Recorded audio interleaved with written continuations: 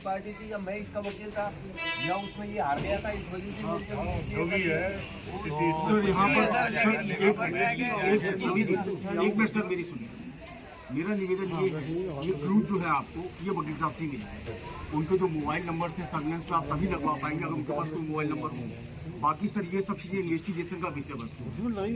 अभी तो हमारी बस इतना से है सर, ये सर दो चीजें एक तो आप वहाँ के कंसर्निंग पुलिस स्टेशन से ग्वालियर से कोऑर्डिनेट करने से, क्योंकि हमारी तो सुनी सुनाई बातें हैं सर, आप कोऑर्डिनेट करने। अगर उन्होंने नहीं किया तो सर आप अपनी एक्सरसाइज करें, आप पर्चा बयान दें। और दूसरी चीज जब आप वो भी रात को देख लिए, वो तो पहले FIR ही दर्ज होगी ना, है वो जाती हुई दिखाई देगी, उस पर 3 सवाल नहीं concerning police station sir, concerning police station से आप कोऑर्डिनेट करने की वो क्या करें।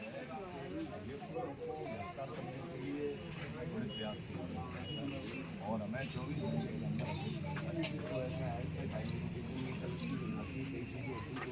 जब तक आप हार्ट कोऑर्डिनेशन नहीं करेंगे, जब तक उसमें काम नहीं चलेगा। अभी पहले भी काफ़ी टाइम ये इशू क्या है कि वकील साहब से जुड़ा हुआ है, क्लाइंट का इशू है, क्योंकि जो चीज़ें सामने आई है उनका ये कहना था कि हमारे 50,000 को दे दिए, मेहनताना दे दिया, हमारी नहीं चलेगी, गुंडागर्दी नहीं चलेगी, नहीं चलेगी, नहीं चलेगी, गुंडागर्दी नहीं चलेगी।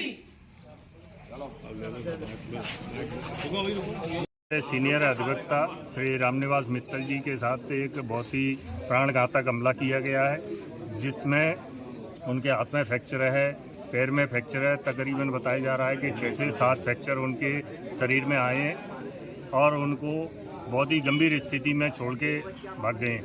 और अभी चूँकि हमारी उनसे बात हुई थी, अभी वो ऑपरेट हो रहे हैं और उनकी स्थिति गंभीर है, तो अपन यहाँ FIR दर्ज कराने के लिए आए हैं और हमने आज वर्क सस्पेंड रखा है। और हमारी प्रशासन से, पुलिस विभाग से यही मांग है कि हमें 24 घंटे में मुलजिमानों की गिरफ्तारी चाहिए, और अगर हमारी ये प्रक्रिया पे अमल नहीं हुआ ढंग से तो हम अनिश्चितकालीन हड़ताल पे जाएंगे।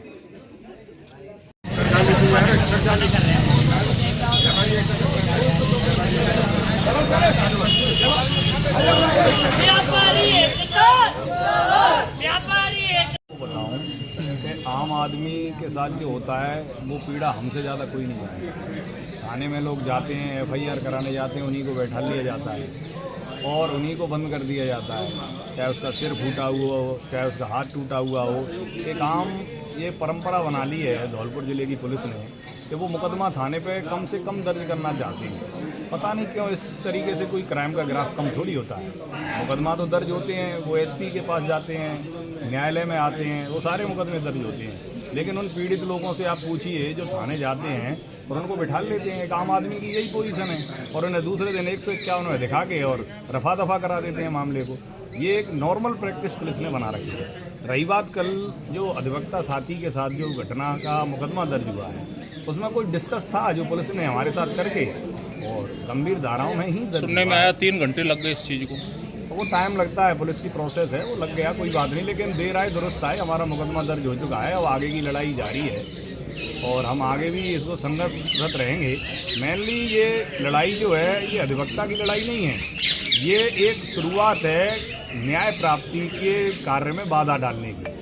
अधिवक्ता जो न्याय के लिए लड़ते हैं, जो अपने क्लाइंट के लिए न्याय दिलाना चाहते हैं, उसे असामाजिक तत्व, आपराधिक तत्व और गुंडा तत्व दबाना चाहते हैं, अधिवक्ताओं पर प्रेशर डालना चाहते हैं। हमें 10 दिन में, 15 दिन में एक धमकी गुंडे की मिल जाती है कि हमारे केस में आप पैरवी नहीं करें।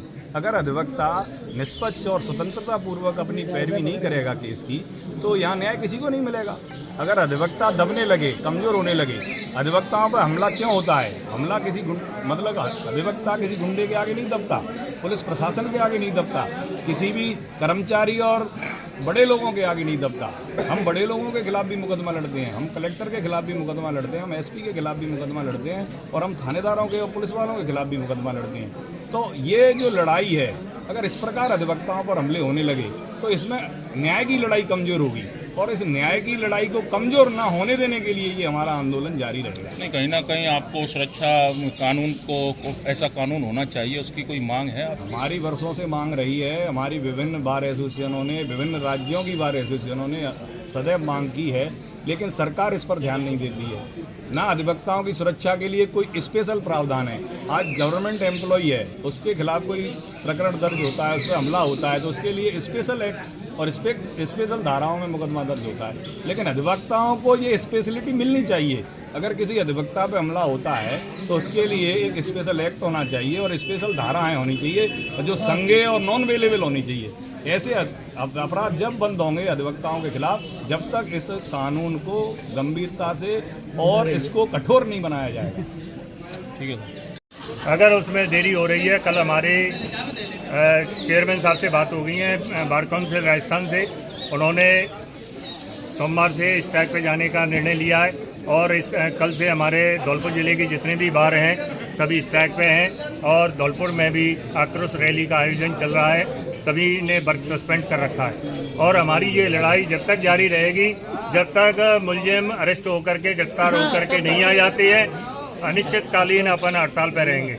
इसके लिए हमें कुछ भी करना पड़े, चाहे हमें। ये सुनने में आया है कि कोई साधारण मुकदमा हो रहा था 323, 341। हमारी मांग थी कि जो अधिवक्ता भाई के गंभीर चोटें आई हैं, उनके 5 से 6 फ्रैक्चर आए हैं, तो ये 307 का मामला बनता है। वो कह रहे थे कि 307 का मामला नहीं है, तो उसके लिए हमें कम से कम 3 घंटे तक वहाँ इंतजार करना पड़ा था। हमने कई बार बुलाया लेकिन नहीं आए और इसी फिर उन्होंने अंत में जाकर के जब हमारे वकील अधिवक्ता साथियों ने एकजुट होकर के प्रयास किया, जब उन्होंने 307 में FIR दर्ज की है।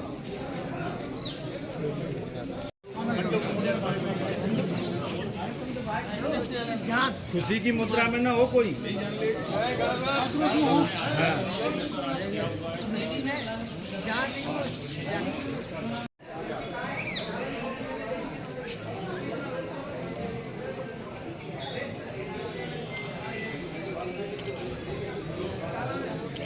लेकिन जो अशोभनीय घटना हुई है उसकी घोर निंदा करते हुए हम फिर चेतावनी दे रहे हैं। ये